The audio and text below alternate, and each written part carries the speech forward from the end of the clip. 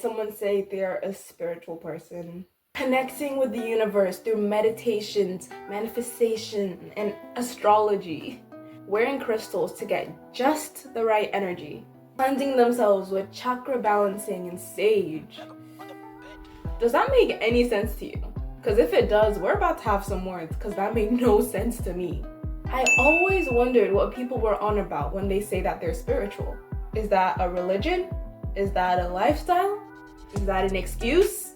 Today I want to be talking about this whole spiritual lifestyle that this new generation has come up with, and by new I mean literally us, and also like the activities that come with this lifestyle and what they really mean. And of course we're gonna look at the Bible and what God has to say about literally everything that's going on, because it's getting a little crazy. We're about to get deep. Okay. What? Why is my chair moving? First things first, let's get our definition. I looked up what it means to be a spiritual person, and Gemini so kindly summarized it as a spiritual person seeks a deeper connection to something beyond the physical and material world, looking for meaning, purpose, a connection to the divine or universal consciousness. This often involves a focus on personal growth, compassion, and values like kindness and truthfulness. Though it is distinct, oh my god. Bro! Though it is distinct from traditional religious adherence, someone needs to tell me what that means. For many, spiritual people often have a sense of awe for life and see the world as interconnected. That was a lot. Let's unpack this. First of all, I don't understand how being spiritual means that you're compassionate and truthful. Because since when is your belief determined by your personality traits? Our definition is basically telling us that spiritual people are these deep, connected with the universe, energy people. But I got a few reasons why I disagree. A deep person looks for meaning beyond what everyone sees every day. A deep person is thoughtful and introspective. Someone who doesn't have to see it to believe it. Well, let me explain. Let's unpack the things that spiritual people do that are connected to this intertwinement with the divine energy. So meditations and manifestations. That's the first thing that I'm talking about. To meditate is to sit in a period of silence or by chanting to allow yourself to be in deep thought. It started over 5,000 years ago in ancient India as a part of the religion Hinduism. Later, it also became relevant to the Buddhists. This used to be part of religion. Now it's just an app that you can download. Manifesting is seen as something that you affirm or visualize so that it's more likely to happen. This concept was originally from so many different cultures back in the day, like 5,000-6,000 years ago. But then in the 1800s was just smashed together by a bunch of American philosophers to get the idea of manifesting that we have today. Astrology. We all know what it is. But do we really? It is the study of celestial bodies such as stars and planets having an effect on the human and natural world. It started in ancient Mesopotamia, used by prophets to try and figure out what God is trying to tell them.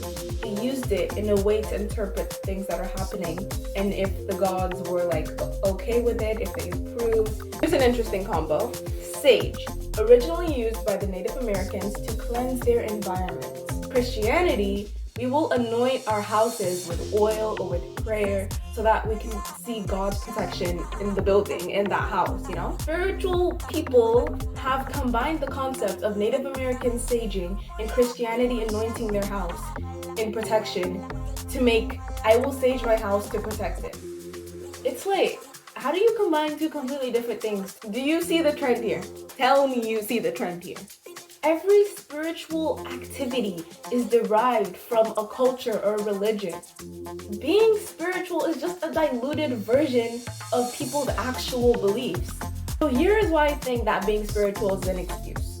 This new age of being connected with the universe is ridiculous. Nothing that spiritual people actually do correlate with their beliefs. because everything that they're doing is taken from all of other religions. I want to turn to the Bible because that is what I believe, and I think that God has a lot to say about these kind of issues, because they this whole thing of trying to make this interconnection with energy that doesn't exist has been around for years, thousands of years.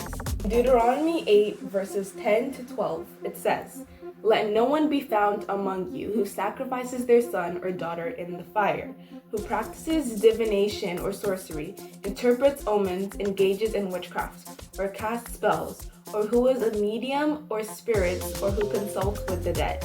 Anyone who does these things is detestable to the Lord. Because of these same detestable practices, the Lord your God will drive out those nations before you." Those words hit hard. Listen, God is a jealous God. He doesn't like it when we go out and try to find spiritual meaning in artificial worldly things. I really do believe that being a spiritual person simply just means believing in something without the true commitment. Without the commitment of giving yourself to what you believe. It's just something that you can say, yes, I believe in this. It's for people who want to feel safe and protected without doing any actual work.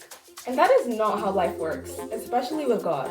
Faith without works is dead. If we truly want to find meaning in our lives, we have to pick up our metaphorical shovels and start digging for the truth.